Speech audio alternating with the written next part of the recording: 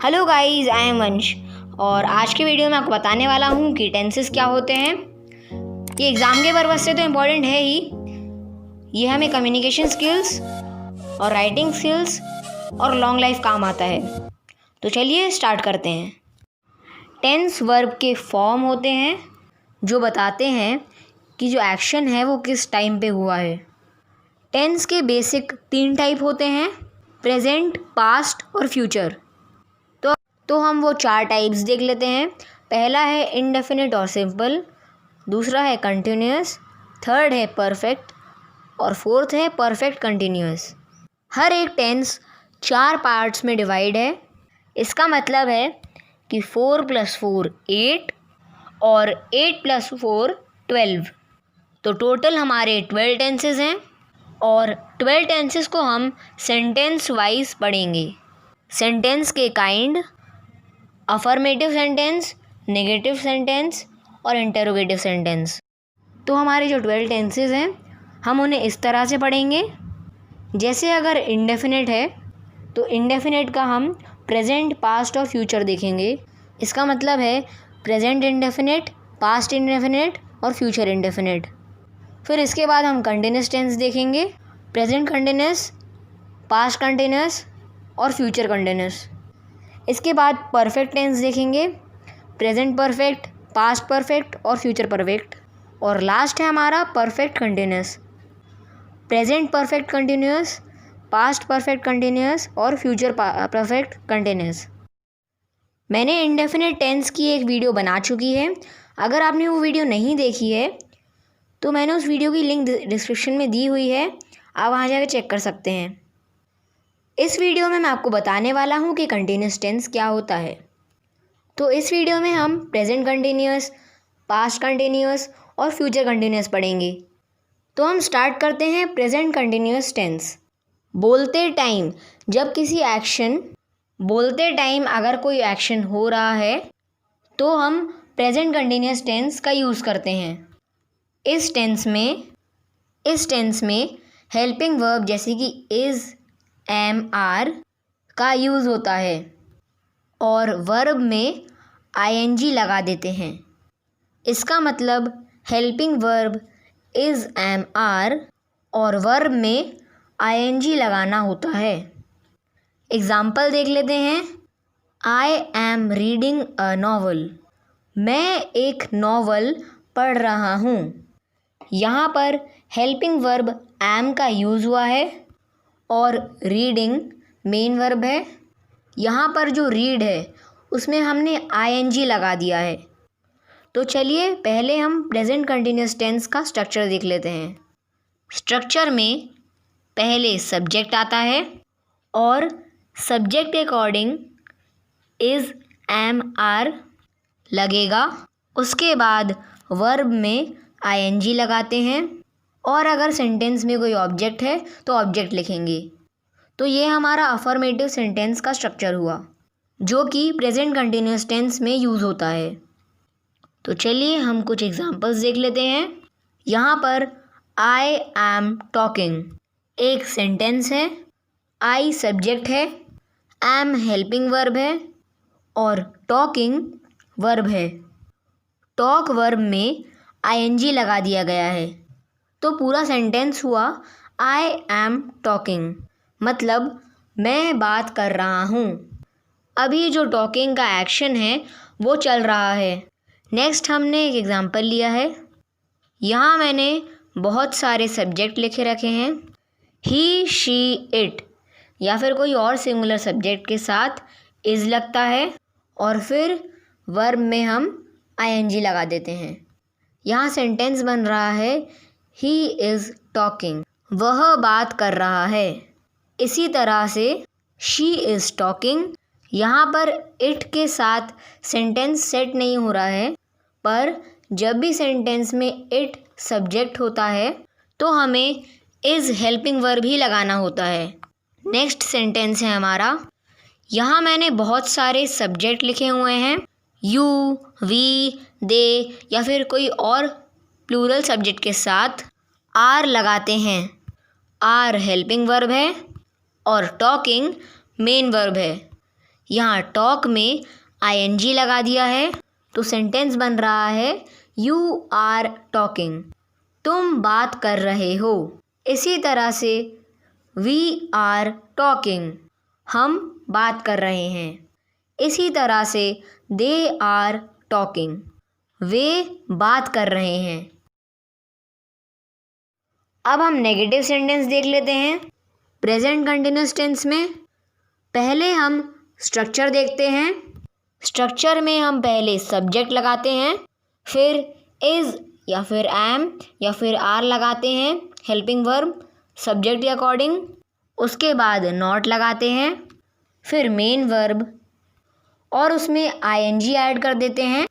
और अगर कोई ऑब्जेक्ट है तो ऑब्जेक्ट लगा देते हैं। इसका मतलब हम कह सकते हैं कि हेल्पिंग वर्ब और मेन वर्ब के बीच में हम नॉट लगाते हैं। एग्जाम्पल देख लेते हैं। आई एम नॉट टॉकिंग, मैं बात नहीं कर रहा हूँ। तो यहाँ हेल्पिंग वर्ब है एम, उसके बाद हमने नॉट लगा दिया है और फिर मेन वर्ब आईएनजी के साथ लिखा है। नेक्स्ट सेंटेंस है, यहाँ मैंने बहुत सारे सब्जेक्ट लिख रखे हैं। ही, शी, इट या फिर कोई अदर सिंगुलर सब्जेक्ट के साथ हमेशा इज़ आता है और हम नेगेटिव सेंटेंस की बात कर रहे हैं, इसलिए इसके बाद नॉट लगा देंगे। और फिर हमने मेन वर्ब टॉकिंग लिखा है तो सेंटेंस बनता है ही इज़ नॉट टॉकिंग, वह बात नहीं कर रहा है। नेक्स्ट सेंटेंस देखते हैं। यहाँ फिर से मैंने बहुत सारे सेंटेंस लिख रखे हैं, सब्जेक्ट लिख रखे हैं। यू, वी, दे या फिर कोई अदर प्लूरल सब्जेक्ट होता है तो हम आर हेल्पिंग वर्ब लगाते हैं। और हम नेगेटिव सेंटेंस की बात कर रहे हैं, इसलिए आर के बाद नॉट लगा देंगे और फिर मेन वर्ब टॉकिंग लिख दिया है तो सेंटेंस बनता है यू आर नॉट टॉकिंग, तुम बात नहीं कर रहे हो। अब हम इंटेरोगेटिव सेंटेंस की बात कर लेते हैं जो कि प्रेजेंट कंटिन्यूअस टेंस में फॉर्म होता है। इसका स्ट्रक्चर है, पहले हम हेल्पिंग वर्ब लगाते हैं इज़, एम, आर, उसके बाद सब्जेक्ट, उसके बाद वर्ब आईएनजी के साथ। यहाँ हमने एग्जाम्पल लिया है एम आई टॉकिंग, क्या मैं बात कर रहा हूँ। यहाँ मैंने हेल्पिंग वर्ब को पहले लिखा हुआ है और फिर सब्जेक्ट है, फिर वर्ब का आईएनजी फॉर्म है। नेक्स्ट सेंटेंस देख लेते हैं। यहाँ पर भी मैंने हेल्पिंग वर्ब इस को पहले लिखा है, फिर सब्जेक्ट लिखे रखे हैं, फिर मेन वर्ब आईएनजी लगा हुआ है तो सेंटेंस बन रहा है इज़ ही टॉकिंग, क्या वह बात कर रहा है।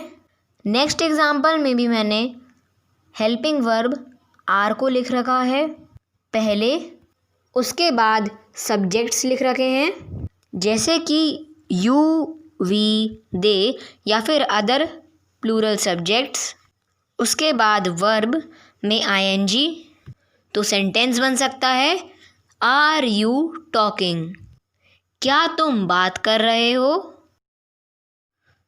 तो अब हम पास्ट कंटिन्यूअस टेंस की बात कर लेते हैं। जब एक्शन पास्ट में कंटिन्यू हो रहा होता है या चल रहा होता है तब हम इस टेंस का यूज़ करते हैं। The coir was singing songs, coir गाना गा रहा था। जब एक्शन लंबे समय से चल रहा होता है तब भी हम इस टेंस का यूज़ करते हैं, जैसे कि When I reached his house, he was sleeping. मैं जब उसके घर पहुंचा तो वह सो रहा था। सिचुएशंस को डिस्क्राइब करने के लिए या स्टोरी को बताने के लिए भी इस टेंस का यूज़ करते हैं, जैसे कि the mob was shouting and chasing the thief. Mob चिल्ला रहा था और थीफ को चेस कर रहा था। जब एक्शन किसी टाइम पे स्टार्ट हुआ हो पास्ट में और अभी तक ख़त्म नहीं हुआ है तो भी हम इस टेंस का यूज़ करते हैं, जैसे कि the lady was crying with pain. Last evening when I visited her. कल शाम को लेडी पेन के कारण रो रही थी जब मैं उसके पास गया। मैंने उसको विज़िट करा। पास्ट में किसी पर्टिकुलर टाइम पे, जब किसी टाइम पे कोई एक्शन हुआ हो तब हम इस टेंस का यूज़ करते हैं। एग्ज़ाम्पल देख लेते हैं। At 8 AM he was driving to office. 8 बजे सुबह वो ड्राइव करके ऑफिस जा रहा था। अब हम सिंपल पास्ट और पास्ट कंटिन्यूस में डिफरेंस देख लेते हैं। सिंपल पास्ट में पहले जब एक्शन कंप्लीट हो चुका होता है तो हम सिंपल पास्ट का यूज़ करते हैं, और पास्ट में जब एक्शन कंप्लीट नहीं हुआ हो तो हम पास्ट कंटिन्यूस टेंस का यूज़ करते हैं। तो चलिए स्टार्ट करते हैं पास्ट कंटिन्यूस टेंस। तो इसका अफर्मेटिव सेंटेंस में स्ट्रक्चर है, पहले सब्जेक्ट आता है, फिर वॉज या फिर वर, ये सब्जेक्ट के अकॉर्डिंग लगता है, फिर वर्ब के साथ आईएनजी, फिर अगर सेंटेंस में कोई ऑब्जेक्ट है तो ऑब्जेक्ट लगा देंगे। तो चलिए एग्जांपल देख लेते हैं। यहाँ मैंने बहुत सारे सब्जेक्ट लिख रखे हैं। ही, शी, इट या फिर अदर सिंगुलर सब्जेक्ट के साथ वॉज आता है और टॉक वर्ब में आईएनजी लगा दिया है तो सेंटेंस बनता है आई वॉज टॉकिंग, मैं बात कर रहा था। नेक्स्ट सेंटेंस है, मैंने यहाँ बहुत सारे सब्जेक्ट लिख रखे हैं, यू, वी, दे या फिर कोई अदर प्लूरल सब्जेक्ट के साथ वर लगता है और टॉक वर्ब में आईएनजी लगा दिया है तो सेंटेंस हो गया यू वर टॉकिंग, तुम बात कर रहे थे। अब हम नेगेटिव सेंटेंस की बात कर लेते हैं। इसका स्ट्रक्चर है, पहले सब्जेक्ट, फिर वॉज या फिर वर, वो हम सब्जेक्ट के अकॉर्डिंग लगाएंगे, फिर नॉट लगाएंगे और वर्ब में आईएनजी लगाएंगे, और अगर सेंटेंस में कोई ऑब्जेक्ट है तो ऑब्जेक्ट लगा देंगे। कई बार हम वॉज नॉट को शॉर्ट फॉर्म में भी लिखते हैं, जैसे कि वॉजेंट। अब हम एग्जाम्पल देख लेते हैं। यहाँ मैंने बहुत सारे सब्जेक्ट लिख रखे हैं, आई, ही, शी, इट या फिर अदर सिंगुलर सब्जेक्ट के साथ वॉज नॉट लगता है या फिर वॉजेंट भी कह सकते हैं, और फिर वर्ब में आईएनजी लगा दिया है तो सेंटेंस हुआ आई वॉज नॉट टॉकिंग, मैं बात नहीं कर रहा था। नेक्स्ट सेंटेंस है, यहाँ मैंने बहुत सारे सब्जेक्ट लिख रखे हैं, यू, वी, दे या फिर अदर प्लूरल सब्जेक्ट के साथ वर नॉट लगता है और फिर टॉक वर्ब में आईएनजी लगा दिया है तो सेंटेंस हुआ यू वर नॉट टॉकिंग। अब हम इंटेरोगेटिव सेंटेंस की बात कर लेते हैं। इसका स्ट्रक्चर है, पहले वॉज या वर लगेगा सब्जेक्ट के अकॉर्डिंग, उसके बाद सब्जेक्ट लगेगा, उसके बाद वर्ब में आईएनजी लगेगा, और अगर सेंटेंस में कोई ऑब्जेक्ट है तो ऑब्जेक्ट लगा देंगे। अब हम एग्जाम्पल देख लेते हैं। पहले मैंने वॉज लिखा हुआ है, फिर वॉज के लिए जो सब्जेक्ट होते हैं वो लिखे हैं, आई, ही, शी, इट या फिर अदर सिंगुलर सब्जेक्ट के साथ, इन्हीं सब्जेक्ट के साथ वॉज लगता है, फिर टॉक वर्ब में आईएनजी लगा दिया है तो सेंटेंस बनता है वॉज आई टॉकिंग, क्या मैं बात कर रहा था। नेक्स्ट एग्जाम्पल है, पहले मैंने वर लिखा है, फिर वर के लिए जो सब्जेक्ट्स हैं वो लिखे हैं, यू, वी, दे या फिर अदर प्लूरल सब्जेक्ट के साथ वर का यूज़ होता है और टॉक वर्ब में आईएनजी लगा दिया है तो सेंटेंस है वर यू टॉकिंग, क्या तुम बात कर रहे थे। कंटिन्यूअस टेंस की spelling book by book differ करती है। किसी बुक में CONTINOUS है और दूसरी स्पेलिंग है CONTINUOUS है। अब हम फ्यूचर कंटिन्यूस टेंस देख लेते हैं। जब एक्शन फ्यूचर में किसी टाइम में होना हो तब हम इस टेंस का यूज़ करते हैं। एग्जाम्पल देख लेते हैं। He will be performing on stage next Saturday. वह नेक्स्ट सैटरडे को स्टेज पे परफॉर्म करेगा। जब हमें हमारा रूटीन या प्लान बताना हो फ्यूचर के लिए तब हम इस टेंस का यूज़ करते हैं। एग्जाम्पल देख लेते हैं। Father will be going to the mall tomorrow. Father कल मॉल जाएंगे। अब हम फ्यूचर कंटिन्यूस टेंस का अफर्मेटिव सेंटेंस का स्ट्रक्चर देख लेते हैं। इसमें पहले सब्जेक्ट लिखते हैं, फिर विल बी या फिर शैल बी लिखेंगे, फिर वर्ब में आईएनजी लगाएंगे और सेंटेंस में कोई ऑब्जेक्ट है तो ऑब्जेक्ट लगा देंगे।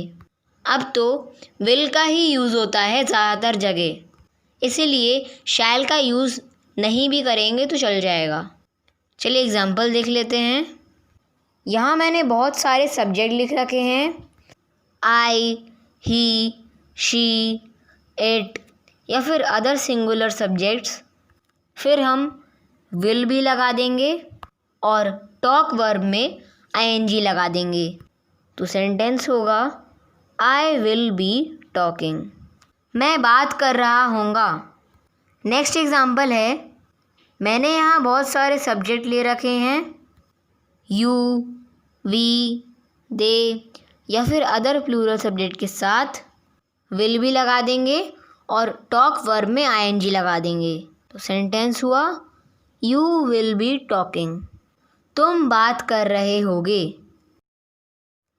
अब हम नेगेटिव सेंटेंस की बात कर लेते हैं। इसका स्ट्रक्चर है, पहले सब्जेक्ट लिखेंगे, फिर विल या फिर शैल, उसके बाद नॉट लगा देंगे, फिर बी लिखेंगे, फिर वर्ब में आईएनजी लगा देंगे और अगर ऑब्जेक्ट है तो ऑब्जेक्ट लिख देंगे। चलिए एग्जाम्पल देख लेते हैं। बहुत सारे सब्जेक्ट लिख रखे हैं मैंने। सब्जेक्ट के साथ हमने विल नॉट लिख दिया है, उसके बाद बी लिखा है और टॉक वर्ब में आईएनजी लगा दिया है तो सेंटेंस हुआ I will not be talking. मैं बात नहीं कर रहा हूँगा। नेक्स्ट एग्जाम्पल है you will not be talking. यहाँ पर हमने सब्जेक्ट के बाद विल नॉट भी लगा दिया है और फिर टॉक वर्ब में आईएनजी लगा दिया है तो सेंटेंस हुआ you will not be talking. तुम बात नहीं कर रहे होगे। अब हम इंटेरोगेटिव सेंटेंस की बात कर लेते हैं। इसका स्ट्रक्चर है, पहले विल या शैल लगा दो, फिर सब्जेक्ट लिख दो, फिर बी, फिर वर्ब में आईएनजी और अगर सेंटेंस में कोई ऑब्जेक्ट है तो ऑब्जेक्ट लगा दो। अब हम एग्जाम्पल देख लेते हैं। Will I be talking. क्या मैं बात कर रहा हूँगा। इस तरह से हम सब्जेक्ट के आगे विल लगाकर इंटेरोगेटिव सेंटेंस बना सकते हैं। सेंटेंस हुआ विल यू बी टॉकिंग। क्या तुम बात कर रहे होगे। अब हम गोइंग टू फॉर्म को भी देख लेते हैं। जब हमें बताना हो कि फ्यूचर में कुछ होने वाला हो तो हम गोइंग टू फॉर्म का यूज़ करते हैं। एग्जाम्पल देख लेते हैं। They are going to visit the Red Fort. वो रेड फोर्ट देखने जाएंगे। तो हमने अभी तक जितना पढ़ा उसे हम समराइज़ कर लेते हैं। कंटिन्यूस टेंस में हमेशा वर्ब में आईएनजी लगाना होता है और अगर हम प्रेजेंट कंटिन्यूस की बात करते हैं तो helping verb is am are लगते हैं और अगर पास्ट कंटिन्यूस की बात होती है तो हेल्पिंग वर्ब वॉज या फिर वर लगाते हैं और अगर फ्यूचर कंटिन्यूस की बात होती है तो हम विल भी लगाते हैं। अब हम एग्जाम्पल देख लेते हैं। अगर प्रेजेंट कंटिन्यूस में बोलेंगे तो आई एम टॉकिंग, मैं बात कर रहा हूँ। पास्ट कंटिन्यूस में देखेंगे तो आई वॉज टॉकिंग, मैं बात कर रहा था। और अगर फ्यूचर कंटिन्यूस में देखेंगे तो आई विल बी टॉकिंग, मैं बात कर रहा हूँगा।